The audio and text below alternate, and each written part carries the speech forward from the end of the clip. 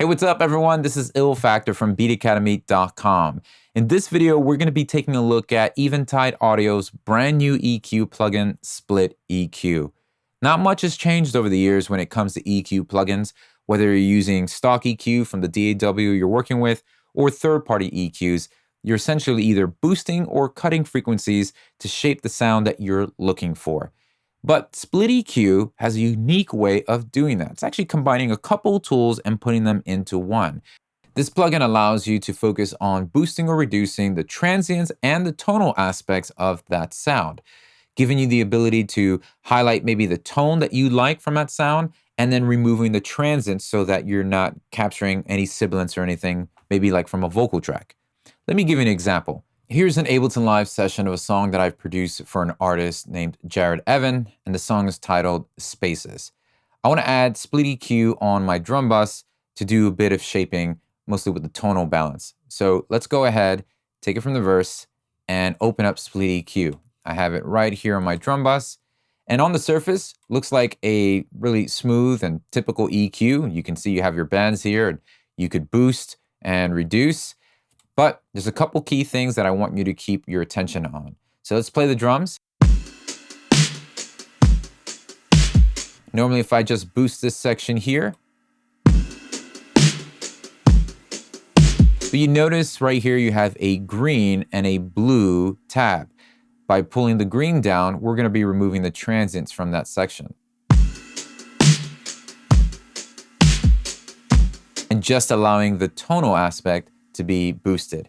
And this is really cool because when we do a general just boost all together, I'll put it like here, we're getting both the transients as well as the tone together. And that could be a little bit too boxy. So I might just want to remove the transients from there, hold shift to actually thin the EQ out, and then leave the tonal boost at where it's at.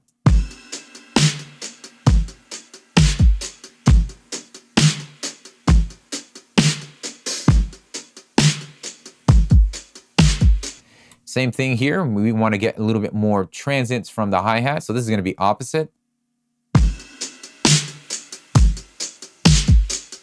So what I'll do here is I'll remove the tone.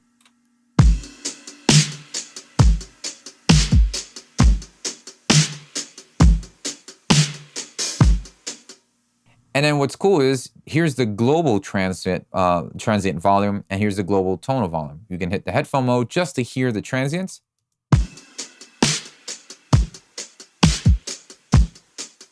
And you can just listen to the tonal aspect.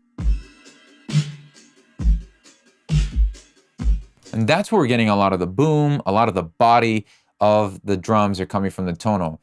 So the way I'm thinking is, if I want more body, if I want more beef, just overall more low end, I can focus on the tonal aspects. If I want more punch, more thud, I can focus on the transient aspects of that.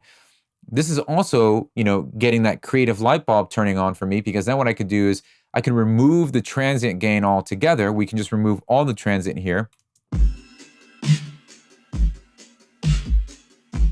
And now this feels almost like a room mic. And I can kind of use this as a background drum break layer and add a kick and a snare as my foreground beat, just to kind of give more focus to those elements if I wanted to. All right, so let me unsolo the drums, play a little bit in context, and then get a better idea of, do I want more transient presence from the drums, or do I want more tone coming from the drums?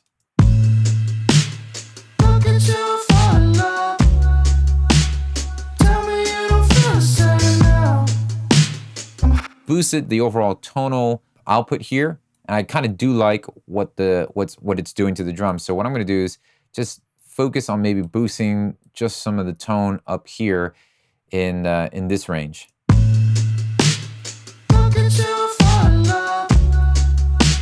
If I boosted the transients there, it just becomes a little too harsh. So I'll leave the transients alone, and we'll just get more tone here.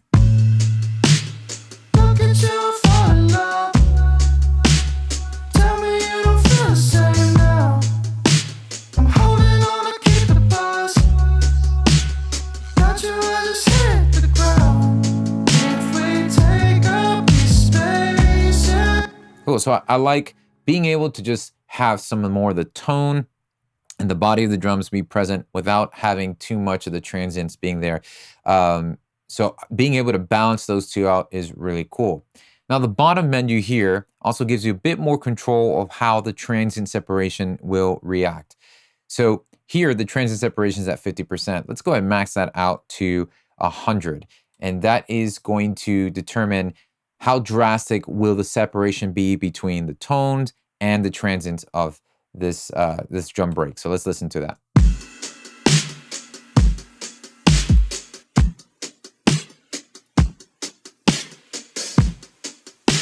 So at 0%, it's really not doing any type of separation. At 100%,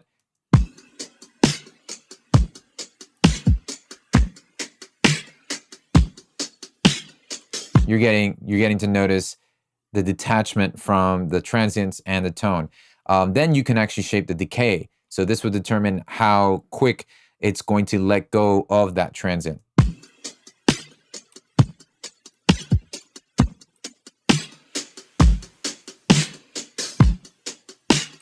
So you can focus on just having that short attack of that transient, which is really cool.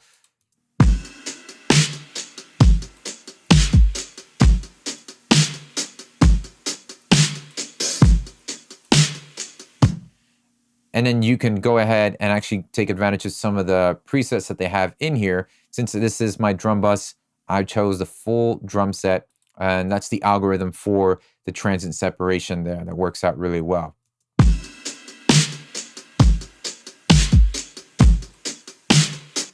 Now, as well as just EQing and separating the transients and the tonal, you can also separate the tonal and transients by panning. And this is a great way to create some width with the sounds that you might be using with Spilt EQ.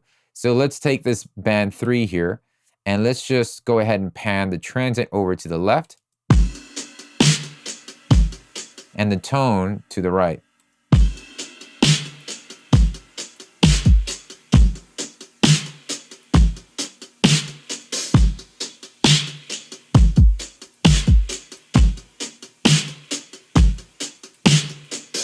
So it's cool that you can actually individually pan. I mean, there's many EQs that allow you to pan, but this one now I'm able to pan some of that crispy transient stuff from the hi-hat over to the left, which gives it the illusion of there's more focus, or like, you know, there's more spotlight on the left side for the hi-hat, and I can shape the tone over to the right. And you can mix match this, and you can set it so that you actually have more of the mid side here. This is the option here for, you can either pan or do mid side, which is really cool, because if I want more of the side information to contain some more of the tone of the drums, I would do that here.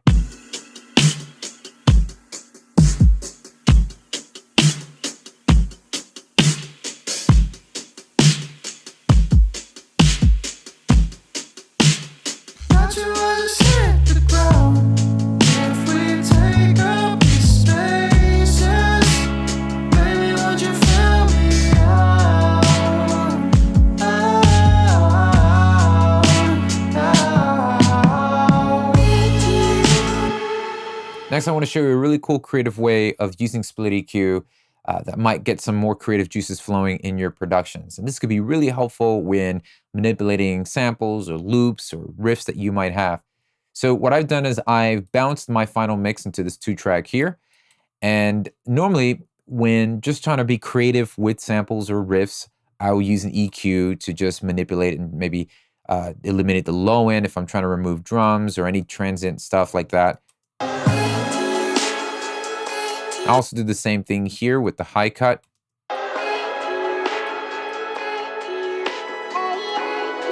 But you notice I'm losing a lot of that tonal information here as well as here. So let's try applying the same process using Spilt EQ. So we'll bypass it and open up Spilt EQ. Enable the high pass and low pass here. And I'm going to just remove the transient elements.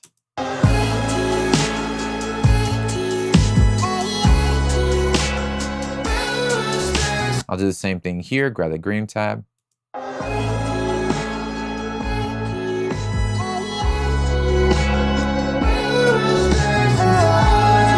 So it helps me keep a lot of that tonal information back in there. I might even want to remove some of that low end with it.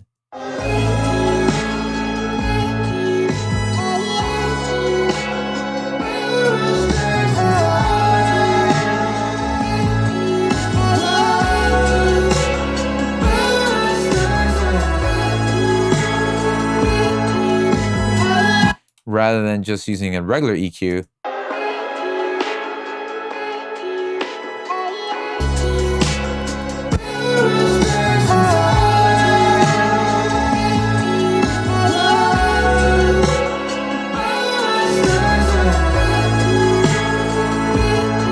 So that's cool. Then I can use that and just print what I'm hearing into another track and kind of use that as you know, whether I'm manipulating loops or sample bass, but it's going to give me a lot more freedom to manipulate and place a beat on top of that if I wanted to remix it or just kind of flip this sample any way I want. So overall, I think this Spilt EQ is a pretty cool plugin, and I tend to lean more on the question of how does this plugin, you know, incorporate me to be more creative, especially with an EQ plugin, because I love using my stock EQs. There's nothing wrong with it. It does exactly what I need it to do.